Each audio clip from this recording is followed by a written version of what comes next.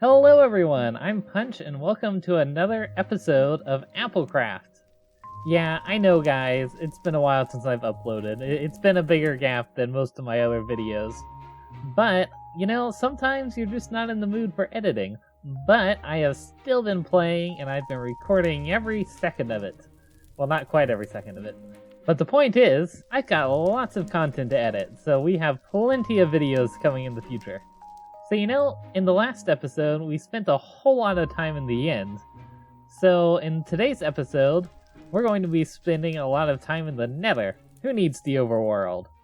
So let's go! Alright, I've ender-pearled us up on top of the Nether. We came through this piece of bedrock right here. It's important to keep a good idea of where you came through on. And I've got here a whole bunch of obsidian. So with this obsidian, and with the fact that you can probably tell we're in a Soul Sand Valley right now, can you guess what we're going to do now? That's right, we're going to build a Ghast Farm. If we're going to fight the Ender Dragon some more so we can expand out our map that we have in the end, we're going to need some end crystals. And end crystals need gas tiers, and we don't really have a large amount of gas tiers, but we probably want to fight the dragon quite a few more times. So, we're going to make a Ghast Farm. I'm not sure exactly how big of a ghast farm we can make with this much obsidian, but this is about an hour and a half of collecting. Like you can see there, I got the obsidian from the end. I mined down a whole end pillar and a bit more of another one. Obsidian just takes a really long time to mine. I got almost 2 shulker boxes in an hour and a half. If it was any other material like stone, you can speed mine tons of shulker boxes of stone in an hour and a half, but this is all we got. So a ghast farm actually isn't that difficult to build. All you really need to do is build a bunch of nether portals like this, several rows of them. These are where our other rows of nether portals are going to go. And then you can just stack them on top of each other and have some spawning blocks out to the side. So we'll have blocks along here, going all in between the portals. So the idea is, ooh, look at that. That perfectly lined up to make a nice little square right there. Anyway, the ghasts will spawn on these blocks, and the ghasts are so big that they'll immediately, no matter where they spawn right here, be inside the nether portal, and they'll go through the nether portal. And then on the other side here, what we need to do is, ooh, look at that, we're at an iceberg. Oh wow, we're in the middle of a cold ocean, or a frozen ocean. Well, that was really unexpected. This is my first time coming through here, if you couldn't tell. So now what we need to do is put a nether portal at the exact coordinates that will map to the center of our nether portal array in the nether, if that makes sense. I don't think I explained that very well. Let me put it like this. We need to take the center location, the middle of all of our nether portals that we have in the nether, and then we need to put a single nether portal here in the overworld that matches that location. And it needs to be exact. So we're going to need to go through here, back into the nether, and get exactly where those portals are. So the center portal is right here, right? Yeah. So the coordinates we need in the overworld are just that multiplied by 8, which is 870, 632. Okay. Let's go back into the overworld and build a portal there. Did I do my math right? We're at 1400, 526. That seems really far off, at least in the X direction. Well, really both directions. Oh, that's because we didn't come through in the center portal. We came through in the far portal. Okay, we just need to deactivate this here. This feels really far. Did I do my math right? Did I multiply by 8 correctly? I mean, it's not that difficult to do, right? But, still just seems really far.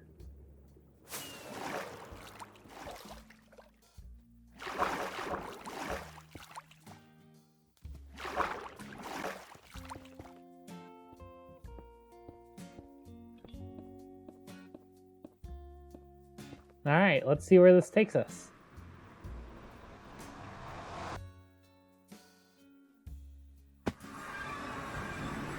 This is not exactly what I was hoping for, but I think this is the Soul Sand Valley that we're on top of. So we're in the general area. Okay, why don't we actually build out this center portal here? That way we can test it to make sure that it goes to the right location.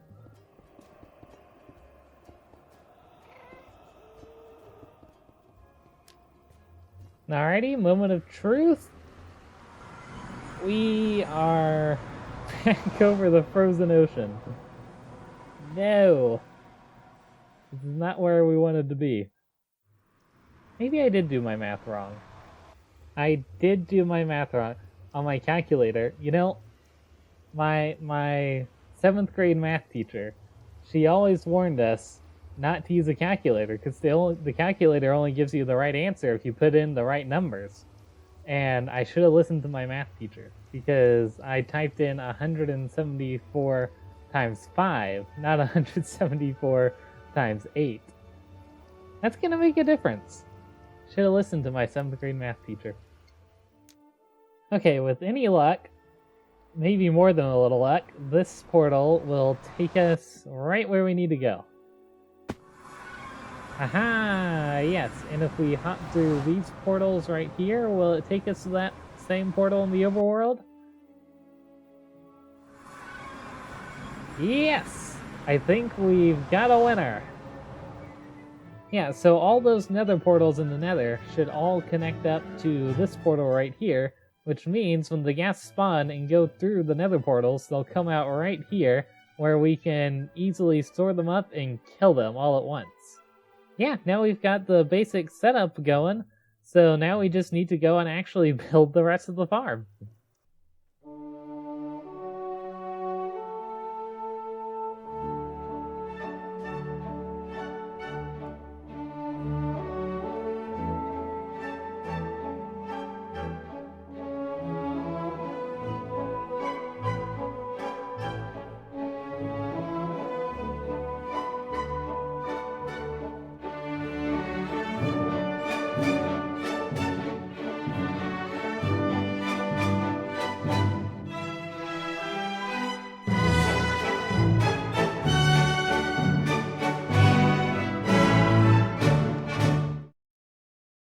And the farm is complete. Well, I say it's complete. I think we have enough obsidian here for probably another 3 levels on top of these, but honestly, I'm just kind of tired of placing obsidian and netherrack. So if we ever need to have a whole lot more ghast tier than it produces right now, we can always add on some more levels. This obsidian might be able to go to some better use, like in, well, mostly just ender chests. That's about the only thing I can think of that it would be useful for. Which I am running low on ender chests in my inventory, but I don't think we're gonna need like 2 stacks of ender chests. So yeah, this thing outputs almost 6 stacks of ghast tier per hour and a little over 10 stacks of gunpowder per hour. I think that's plenty of ghast tier. I don't think we're ever gonna need more than that much ghast tier. If we go through to the other side here, this is the overworld part where the ghasts come to die and have their drops collected. I didn't time-lapse me doing this here. I could say it's because it's just a big glass box and it would be boring, but the truth is I just kind of forgot to make a time-lapse. I did not record me building this whole thing here. But yeah, it is basically just a glass box. Whenever the ghasts go through the portals on the nether side, they come through right here, and since they're so big, they suffocate in the nether portal frame here, and they drop their stuff, and the minecarts here collect it. Yeah, this is how much stuff we've gotten from it so far. You know, I've had on many survival worlds the dream of one day getting a stack of ghast tier. Because getting ghast tier manually, just going out and killing ghasts, is kind of a hassle and takes a long time, and ghast tier isn't really that useful. So I would never really have that much. So I always dream, one day I will have ghast tier in large quantities. And now that dream has come true. Look, now I can just throw a ghast tier off a cliff, and it doesn't matter. So now we just need to build up the nether tunnel going out to our ghast farm. I immediately knew I wanted to use bone blocks because, for one, they're in soul sand valleys, 2, they're kind of the same color as ghasts, and 3, it gives us a chance to use that giant bone meal farm that we made a few episodes ago. For the rest of the walls in the tunnel, I knew I wanted to keep it grayscale like a ghast, but I didn't want it to be all white at the same time, so I went with basalt and deep slate. But then I couldn't think of a good type of slab to put along the edges of the rail, so I decided to try something a little bit unusual. Fire! I figured that the blue fire, it fits the Soul Sand Valley, that's the only place it naturally appears, and it makes a unique tunnel. Where else do we have fire on the edges? Well, I would say this is one of the more unique nether tunnels that we've made so far. It's kind of dark and grim. And there's fire on the side. You do not want to hop out of the minecart and jump off the rail in this tunnel. It won't go very well for you, will it? And one thing that I love about it is that it's made into... Oh! Did you see that? When we go around the corner, it thinks we're on fire for some reason. But yeah, one thing I love about this tunnel is that it's made almost entirely of relatively new blocks. I mean, the deep slate was obviously added just this last update. The basalt and the blue fire, soul soil, they were all added in 1.16. And well, the bone blocks, they're not that new, but they're kind of new to me. They're added in 1.10. Yeah, this tunnel is built almost entirely out of blocks that I never really used, so I'm branching out a little bit. I like that. Now we want to do something with the Ghast Farm that we actually need to do in 2 places. The Ghast Farm and our Hogland Farm. And that is break through the bedrock. That way we can more easily get access to our farms. Because right now, since they're on top of the bedrock ceiling, the only way we can get through is by trying to do some fancy ender pearling, which can be made easier by taking off your elytra. Oh, see, we almost got through.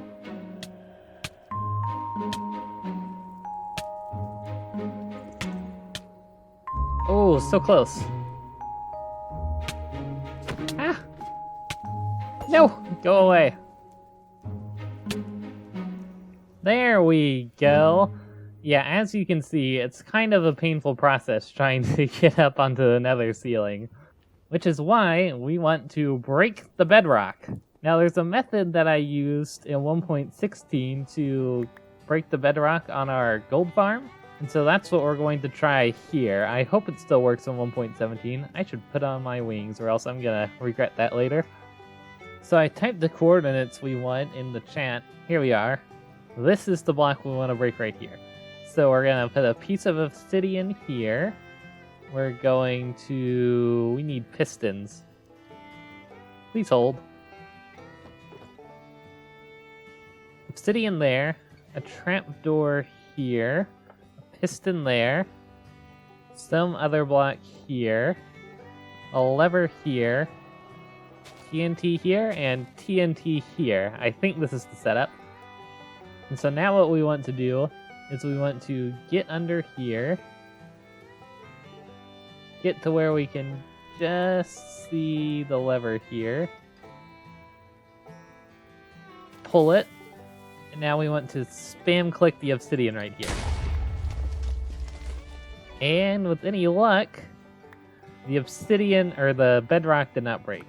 Okay, let's try this again.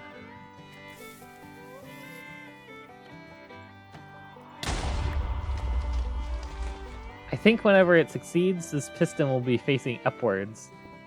So, still nothing. We might be here a while.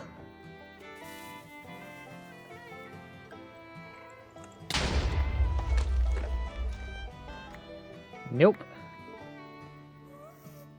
Luckily, pistons drop, or not pistons, luckily TNT drops everything that it blows up, so we're not gonna run out of pistons and trapdoors and stuff.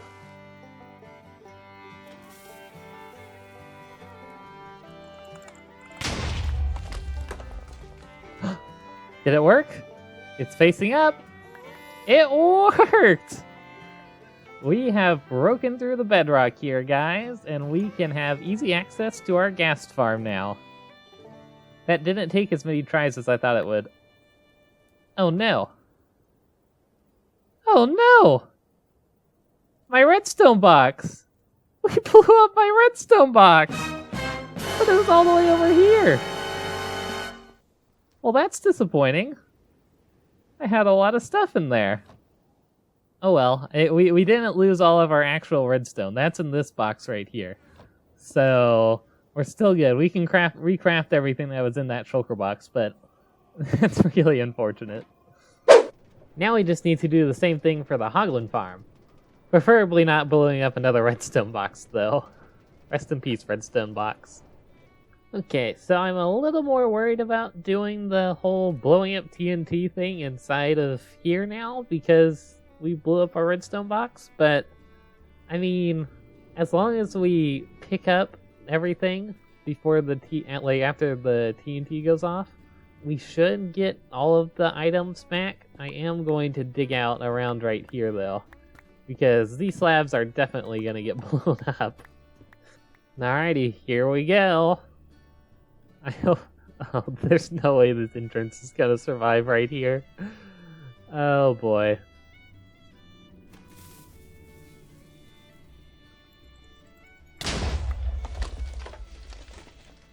It didn't work.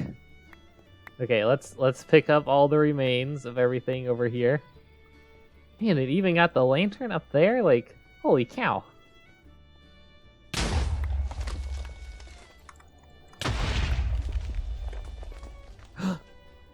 I think it may have worked. It worked! We don't have to blow up anything else. Why is there... Was there a Hogland here? I don't see how one could have got them in here, but there's a raw meat right here. Okay. Alrighty, well now that I've blown this place up, I am going to rebuild it. But yeah, we can easily get to both our Hogland and Ghast farms now. I would say, despite the damages, this is a win. Oh man, you guys have no idea how good it feels to finally have a working Ghast farm and to have so many ghast tiers. Like, just so many ghast tiers. Ghast tiers used to be rare. Now they're not. You know, someday we might make a brewer, and we'll have plenty of ghast tiers for regeneration potions, since we use those so often. It is a shame though that we had to lose our redstone box in the process. It'll take some time to get that all back to normal. But I think that's all I have time for you today, guys. I hope you guys enjoyed. I know I did. And I will see you guys in the next episode. So, thanks, take care, and bye-bye.